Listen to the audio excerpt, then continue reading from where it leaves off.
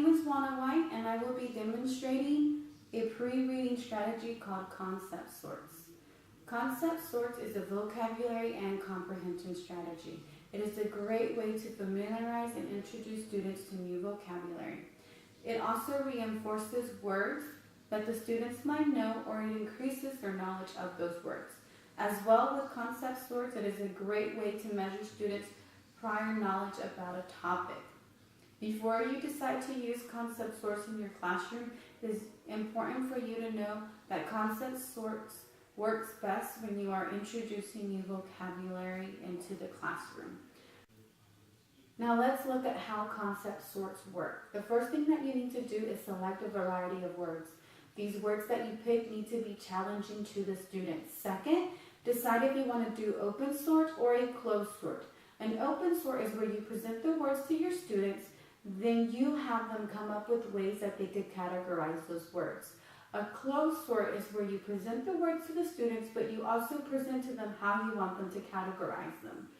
With concept sorts, you can have the students work individually, in groups, or as a whole class. If you do have them work in groups or individually, it is important for you to review as a whole class how they have separated or classified the words that you introduce to your students. As well, it is very important for you to model the strategy. That way you show the decision-making process by thinking out loud.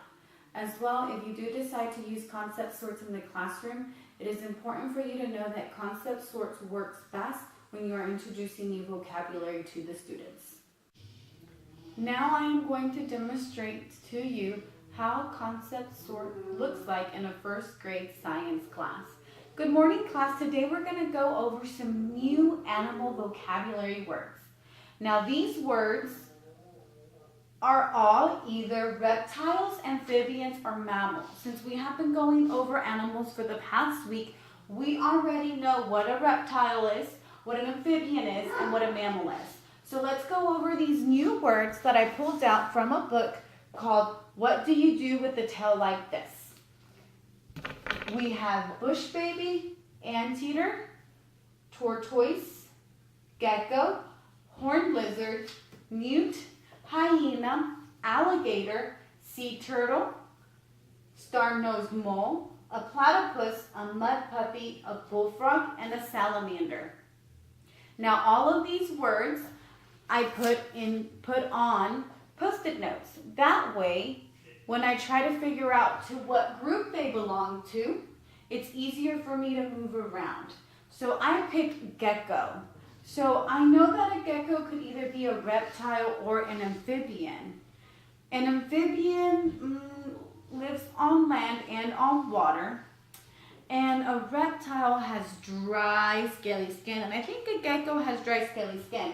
So I am going to put it under a reptile. Now let's look at a bullfrog. A bullfrog. What can a bullfrog be? It lays eggs. I think a frog is going to be an amphibian. Now let's see what we have over here. Now another animal on our list is a bush baby. Now I'm not quite sure what it is, but I don't think it's a reptile nor an amphibian. I'm going to say it's a mammal just because bush sounds hairy to me, a hairy animal maybe. So I'm going to put it under mammal. Now that you guys saw what I'm doing, I want you guys to go back to your groups. In your groups, each group has a list of the animals on Post-it notes, and you guys have a chart.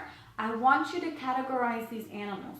I know some of these animals you haven't heard of them, so you guys might have to put your thinking caps on and try to figure out where they go. Once you are done, we'll come back as a whole class to discuss how you guys have classified them. While the students are working, you can put your Post-it notes on your chart. Once the students have a couple minutes to work on the chart in groups, then you draw them back into the class. So class, can I get your attention please? Now let's come back and discuss how you guys have classified our animals, okay? So let's see what we have. For reptile, I have gecko, alligator, horned lizard, tortoise, and sea turtle. Did everybody get that on theirs? Good job. I think these were pretty easy ones except the alligator. I had to think a little bit about the alligator because it could have been an amphibian, but it does go under reptile. So now under amphibian, I have bullfrog, a newt, a mud puppy, and a salamander. And under mammal, I have bush baby, anteater, star-nosed, mole, a hyena, a platypus, and a chimpanzee. So now let's read the book so we can find out if we categorize them correctly. So we're going to read What Do You Do with the Tell Like This by Steve Jenkins and Robin Page. Now as a teacher, you would read the book, and you would, once you're done reading the book, you would discuss with the class if the way that you categorized them were correct. Then they could go back to their groups and make their changes.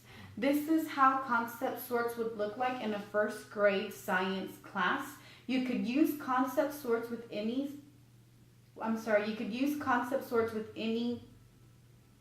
subject. So you could do it for science, social studies, and math. Just remember that with concept sorts, it only works best when you are introducing new vocabulary, but is a great way to introduce students to new vocabulary and reinforce their knowledge, and as well to check their prior knowledge. This is concept sorts, and I hope it's a strategy you guys decide to use in your future classrooms.